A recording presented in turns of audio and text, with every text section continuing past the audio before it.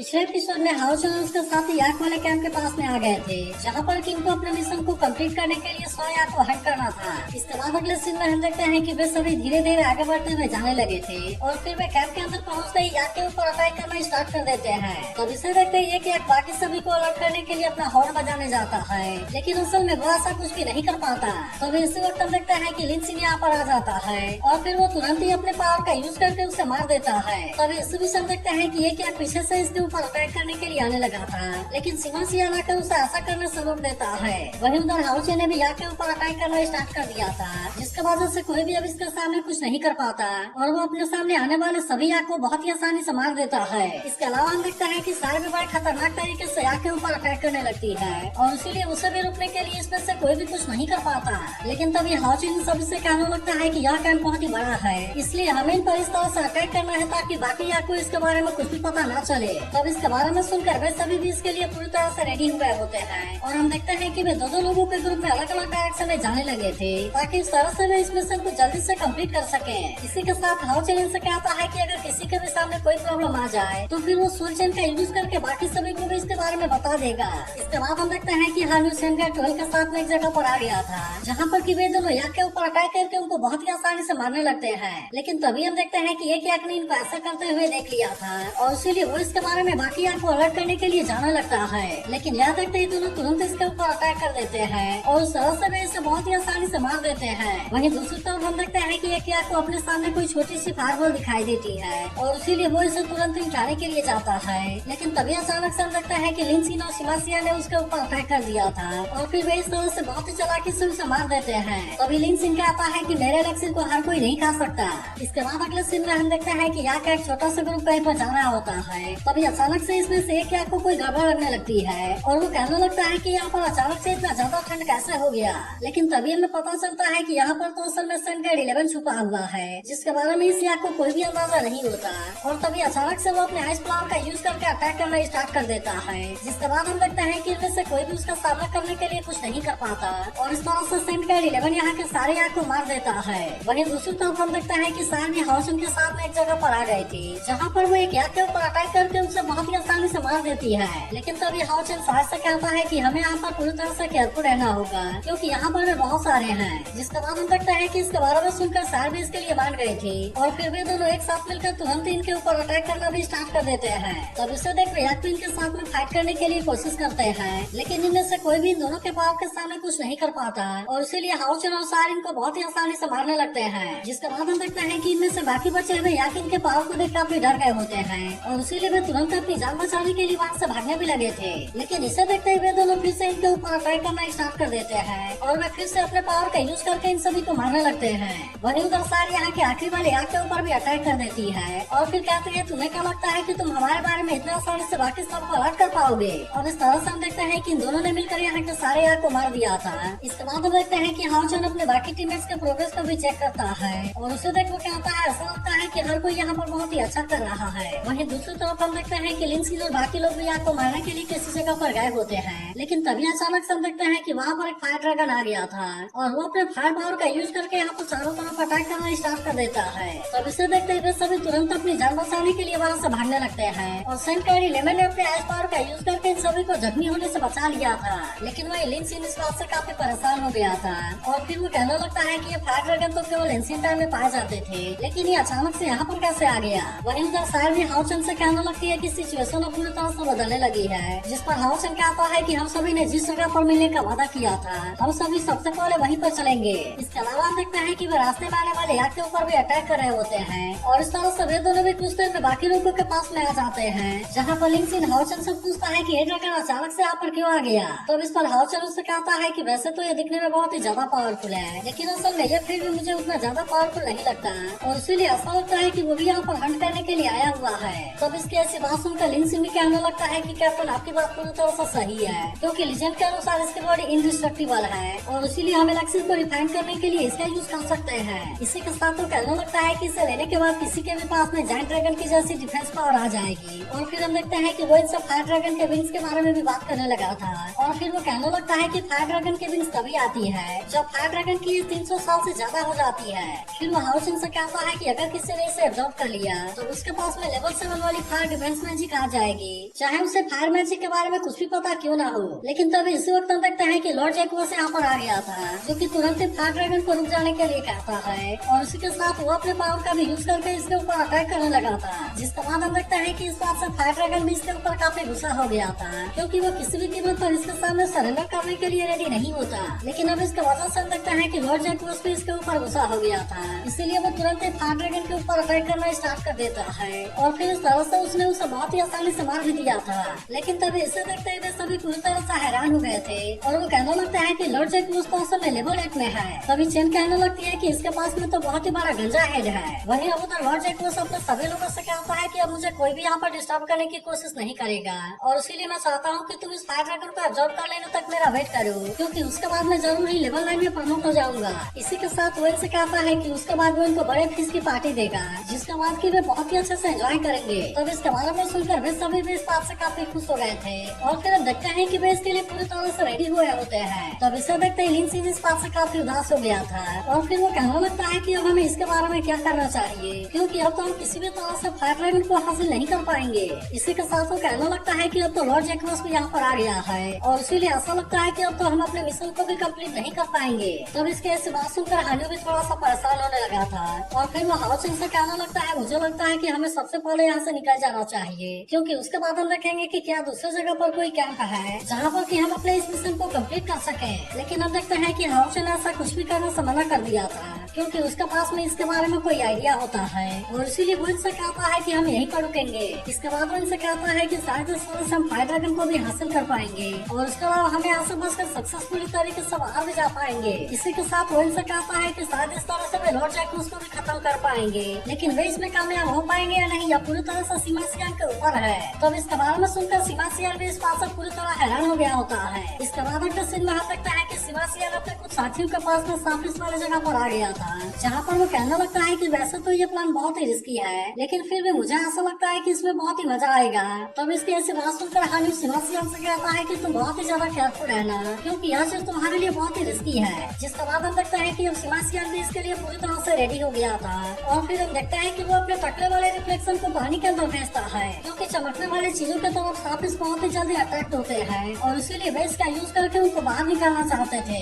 लेकिन अभी भी हम देखते हैं कि इसकी वजह से यहाँ पर कोई भी हलचल नहीं हो रहा था, इसीलिए शंकर 12 कहने लगता है कि हम इनके ऊपर डायरेक्टली अटैक क्यों नहीं कर देते। लेकिन तभी हम देखते हैं कि शायद उसे ऐसा कुछ भी करने से रोक दिया था, क्योंकि अब उसे पानी के अंदर हलचल दिखाई देने लगी थी। तभी अचानक हम देखते हैं कि बहुत सारे साफिस बाहर आने लगे थे और फिर वे तुरंत ही इनके ऊपर अटैक करना भी स्टार्ट कर देते हैं। लेकिन असल में सैर और बाकी लोग भी इनका सामना करने के लिए पहले से ही पूरी तरह से रेडी होते हैं, इसीलिए वे सभी भी अपने अपने पावर का यूज करके इनके ऊपर अटैक करना स्टार्ट कर देते हैं और इसीलिए इनमें से कोई भी इनके सामने ज्यादा कुछ नहीं कर पाता। तभी अचानक से हम देखते हैं कि सेबास्टियन भी अपने लाइट हैमर का यूज करके अटैक करना स्टार्ट कर देता है और वो इनसे कहने लगता है कि मैं असल में लॉर्ड जैक्वस हूँ और मेरे पास में दुनिया का सबसे चमकदार टकला है और इसीलिए मैं तुम्हें बता देना चाहता हूँ कि आज से इस पॉइंट के ऊपर हमारे यहाँ का राज होगा। इसी के साथ वो इनसे कहने लगता है कि मैंने तो तुम सभी को उबालने का भी प्लान बना लिया है और इस तरह से हम सभी मिलकर एक बहुत ही बड़ा फिश डिनर करेंगे। अब इतनी बात कहने के बाद हम लगता है कि वो लगातार अपने लाइट हैमर का यूज करके अटैक कर रहा था ताकि इस तरह से वे सांप फिश किंग को बाहर आने के लिए मजबूर कर सके। जिसके बाद हम देखते हैं कि इनको यहाँ पर पानी के अंदर बहुत ही बड़ी हलचल दिखाई देने लगती है, जिससे देखते हुए समझ गए थे कि सांप फिश किंग अभी यहाँ से बाहर आएगा और इसीलिए वे यहाँ से काफी दूर जाकर खड़े हो जाते हैं। तभी कुछ देर के बाद हम देखते हैं कि सांप फिश किंग भी वहाँ से बाहर आ गया था, जो कि सबसे पहले सीमासियन के चमकते हुए टकले को ही नोटिस करता है और फिर वो गुस्से में कहने लगता है कि क्या तुम ही लॉर्ड जैक्वस हो और अगर अब तुम्हारे अंदर इतनी हिम्मत हो तो तुम मेरा सामना करके दिखाओ। इसके बाद हम देखते हैं कि वो सांप फिश किंग इनके ऊपर अटैक करने के लिए भी आने लगा था, जिससे देखते हुए सभी तुरंत अपनी जान बचाने के लिए वहाँ से भागने लगते हैं, क्योंकि इनको पता था कि वे उसका सामना करने के लिए कुछ भी नहीं कर पाएंगे। लेकिन हम देखते हैं कि सांप फिश किंग असल में बहुत ही ज्यादा गुस्सा हो गया था और इसीलिए वो लगातार इनका पीछा करते हुए जाने लगता है। वहीं उधर हाउचन अपने अगले प्लान के लिए भी रेडी हो गया था और अब इसीलिए वो चैन से कहता है कि अब मेंटल के सामने आने की बारी आ गई है। इसके बाद हम देखते हैं कि इसके बाद मारकर मेंटल ने अपने आप को सांप फिश किंग के रूप में चेंज कर लिया था और इसीलिए ऐसे देखते हैं यहाँ के सभी जाके सांप फिश किंग के रूप में आ आ गया था, जिसे देखते ही लॉर्ड जैक्रोस के लोग पूरी तरह से हैरान होने लगते हैं और कहने लगते हैं कि यहाँ पर अचानक से इतनी बड़ी फिश कहाँ से आ गई। तभी अचानक से हम देखते हैं कि मेटल यहाँ नीचे भी आने लगता है, जिसे देखते हुए सभी कहने लगते हैं कि यहाँ पर एनिमी ने अटैक करना स्टार्ट कर दिया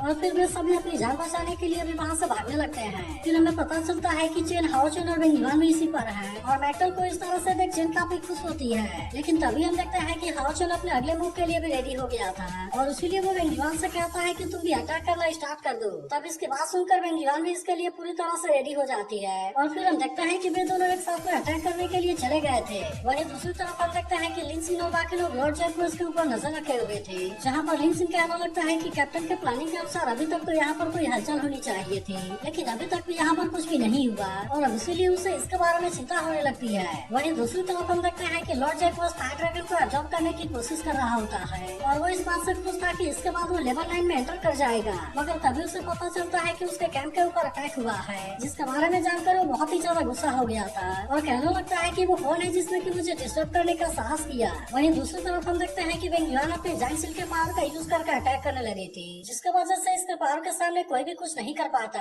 और अब इस तरह से वे फिर से इनके ऊपर अटैक करने के लिए रेडी हो गए थे। इसके बाद वेंगयुआन इनसे कहने लगती है कि हम साफ किंग के अंडर में हैं और अब इसीलिए हम तुम्हें तबाह करने के लिए यहाँ पर आए हुए हैं। मगर तभी इस बीच हम देखते हैं कि लॉर्ड जैक्रोस भी अपने लोगों को बचाने के लिए यहाँ पर आ गया था, जो कि साफ किंग को देखते ही गुस्से में कहता है कि मेरे टेरिटरी में आने की तुम्हारी हिम्मत कैसे हो गई और अगर अब तुम आई गए हो तो मरने के लिए भी रेडी हो जाओ। और इतनी बात कहने के बाद हम देखते हैं कि वो साफ किंग के ऊपर अटैक करने के लिए भी जाने लगा था, लेकिन असल में यह तो अभी मेटल होता है और इसीलिए वेंगयुआन उसे बचाने के लिए उसके सामने आकर अटैक को रोक लेती है। लेकिन तभी हम देखते हैं कि हानि और सार भी यहाँ पर वापस आ गए होते हैं और इसीलिए सार भी अपने पावर का यूज करके लॉर्ड जैक्रोस के ऊपर अटैक करना स्टार्ट कर देती है। तब इसका वजह से हम देखते हैं कि इनके पावर के बीच में बहुत ही शानदार तरीके से टक्कर होने लगी थी और इसीलिए लॉर्ड जैक्रोस फिर से अपने पावर का यूज करके अटैक करने के लिए आने लगा था, लेकिन यह देखते ही हाओचेन इसे रोकने के लिए रेडी हो गया था और वो तुरंत इसके ऊपर अटैक करके इसके पावर को डिस्ट्रॉय कर देता है। लेकिन अभी भी हम देखते हैं कि लॉर्ड जैक्रोस इतनी आसानी से इनके सामने हार मानने वाला नहीं होता और इसीलिए वो फिर से अपने पावर का यूज करके अटैक करने के लिए आने लगता है। मगर तभी हम देखते हैं कि सिवासियन भी यहाँ पर आ गया था और वो तुरंत ही अपने सिर को बनावटी बाल से कवर कर लेता है। इसके अलावा हम देखते हैं कि मेटल भी अपने असली रूप में आ गया होता है और फिर वे कहने लगता है कि असली मजे की शुरुआत अब होने वाली है। लेकिन वही लॉर्ड जैक्रोस को कुछ भी समझ में नहीं आ रहा था कि यहाँ पर क्या हो रहा है और तभी अचानक से हम देखते हैं कि साफिस किंग ने अपने पावर का यूज करके इसके ऊपर अटैक कर दिया था, लेकिन लॉर्ड जैक्रोस इसके अटैक को रोकने के लिए कुछ भी नहीं कर पाया होता और तभी इसके टकले को देख साफिस किंग कहने लगता है कि क्या ये तुम ही हो जो कि मेरे पूरे फिश को खाना चाहता है। तभी हम देखते हैं कि लॉर्ड जैक्रोस भी इसका सामना करने के लिए पूरी तरह से रेडी हो गया था और वो इसके सामने आकर कहता है कि यह तो तुम हो जो कि मेरे कैंप को डिस्ट्रॉय करना चाहते हो। अब इतनी बात कहने के बाद हम देखते हैं कि लॉर्ड जैक्रोस अपने किसी पावर बॉल के पावर का यूज करने के लिए जाता है, जो कि ऊपर जाते ही कुछ समय के बाद तुरंत वहाँ से गायब हो गई थी। इसीलिए इसे देख लिन सिन उसका मजाक उड़ाने लगता है और कहने लगता है कि लॉर्ड जैक्रोस तो लेवल 8 में है, लेकिन इसके बाद भी वो तो इतने छोटे से फायर बॉल का यूज कर रहा है। मगर हाओचेन को पता था कि यह चीज इतनी आसान नहीं हो सकती और इसीलिए वो समझ जाता है कि इसमें कोई ना कोई गड़बड़ जरूर है। तभी हमें पता चलता है कि लॉर्ड जैक्रोस तो असल में फायर ड्रैगन फ्लेमिंग का यूज कर रहा है, जिसके पावर सच में बहुत ही ज्यादा खतरनाक लग रही होती है। तब इसके ऐसे पावर को देख हाओचेन के सभी साथी पूरी तरह से हैरान हो गए होते हैं, क्योंकि पहले इनको लग रहा था कि लॉर्ड जैक्रोस की यह पावर उतनी ज्यादा खतरनाक नहीं होगी। वहीं अब लॉर्ड जैक्रोस इस पावर का यूज करके साफिस किंग के ऊपर अटैक करने के लिए रेडी हो गया था और वो कहने लगता है कि अब तो मेरे लोगों को जख्मी करने की कीमत चुकाने के लिए रेडी हो जाओ। अब इतनी बात कहने के बाद हम लगता है कि वो इस पावर का यूज करने लगा था, जो कि असल में बहुत ही बड़े फायरबॉल के रूप में होती है। लेकिन इसके बाद भी हम देखते हैं कि साफिस किंग ने इसके अटैक को बहुत ही आसानी से रोक लिया था, जिसके वजह से लॉर्ड जैक्रोस का ये अटैक उसका कुछ भी नहीं कर पाता और फिर हम देखते हैं कि साफिस किंग इसे बहुत ही आसानी से निगल भी जाता है। तब इसे देखते ही लॉर्ड जैक्रोस भी इस बात से पूरी तरह हैरान हो गया था और उसे समझ में नहीं आ रहा था कि आखिरकार ऐसा कैसे हो सकता है। लेकिन वही साफिस किंग कहने लगता है कि यह चीज तो बहुत ही डिलीशियस है और फिर वो लॉर्ड जैक्रोस से कहता है कि क्या तुम फिर से इसका यूज कर सकते हो। लेकिन इसकी ऐसी बात सुनकर लॉर्ड जैक्रोस पूरी तरह से हैरान हो गया था, जिस पर साफिस किंग कहने लगता है कि अगर तुम भी इसे ऐसा नहीं कर सकते तो अब तुम भी इसकी कीमत चुकाने के लिए रेडी हो जाओ। और इतनी बात कहने के बाद हम देखते हैं कि वो भी इसके ऊपर अटैक करने के लिए अपने पावर को रेडी करने लगता है, जिसे देखते ही लॉर्ड जैक्रोस उसके सामने सरेंडर करने की कोशिश करता है। लेकिन साफिस किंग असल में अब उसकी कोई भी बात सुनने के लिए रेडी नहीं होता और वो तुरंत अपने पावर का यूज करके उसके ऊपर अटैक कर देता है। तब इसे देख लॉर्ड जैकोस भी इसके पावर को रोकने के लिए कोशिश करता है, लेकिन असल में वो इसके इतने खतरनाक पावर के सामने कुछ भी नहीं कर पाता। और फिर हम देखते हैं कि सांप स्किंग के केवल एक ही अटैक से इसका पूरा कैंप तबाह हो जाता है। जिसके बाद हम देखते हैं कि इस बात से लॉर्ड जैकोस भी पूरी तरह हैरान हो गया था और वो हैरान होते हुए कहता है कि मेरा कैंप कहाँ पर है। लेकिन अभी भी हम देखते हैं कि सांप स्किंग उसे कोई भी मौका नहीं देना चाहता था, इसीलिए वो तुरंत ही इसके ऊपर अपने प्रेशर का यूज करने लगता है, जिसकी वजह से लॉर्ड जैकोस फिर से इसके सामने कुछ भी नहीं कर पाता। और फिर हम देखते हैं कि वो इसमें बहुत ही बुरे तरीके से फंस गया था। लेकिन तभी हम देखते हैं कि वो इसके प्रेशर से खुद को किसी तरह से आजाद करा लेता है और वो सांप स्किंग के ऊपर गुस्सा करते हुए उसका सामना करने के लिए भी रेडी हो जाता है। मगर तभी हम देखते हैं कि सांप स्किंग को इसके बारे में कोई भी चिंता नहीं होती। जिसके बाद लॉर्ड जैकोस कहने लगता है कि मैं तुम्हें मारने के लिए जा रहा हूँ। जिसके बारे में सुनते ही सांप स्किंग तुरंत इसके ऊपर अटैक करना स्टार्ट कर देता है, जिसकी वजह से लॉर्ड जैकोस इसका सामना करने के लिए कुछ भी नहीं कर पाता।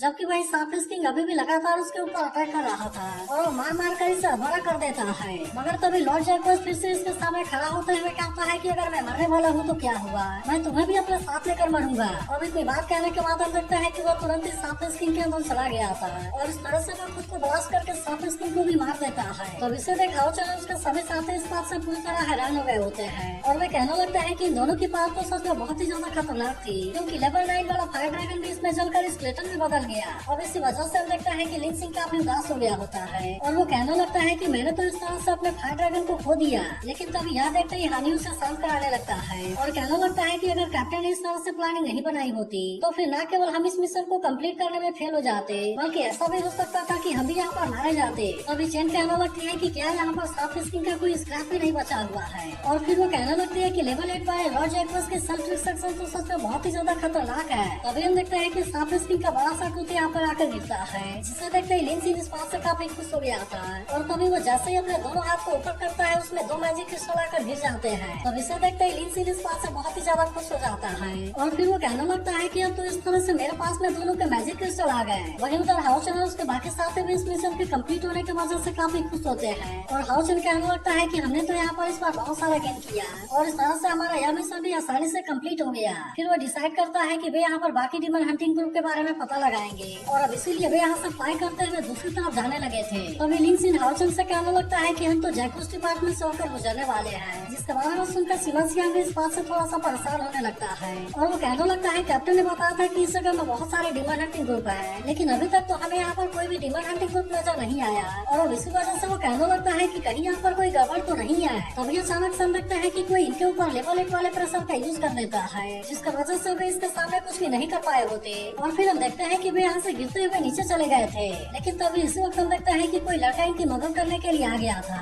और वो तुरंत ही अपने सिल का यूज करके इनको जख्मी होने से बचाने लगता है। लेकिन तभी हमें पता चलता है कि वे अब यहाँ पर बहुत ही बुरे तरीके से फंस गए हैं, क्योंकि इनको घेरने वाले और कोई नहीं बल्कि स्लेंग डीमन हंटर होते हैं। और फिर वे कहने लगते हैं कि दूसरा शिकार भी अपने आप ही हमारे सामने आ गया। तो क्या आपको लगता है कि हाउचन खुद को और अपने पूरे टीम को इनसे बचा पाएगा? इसके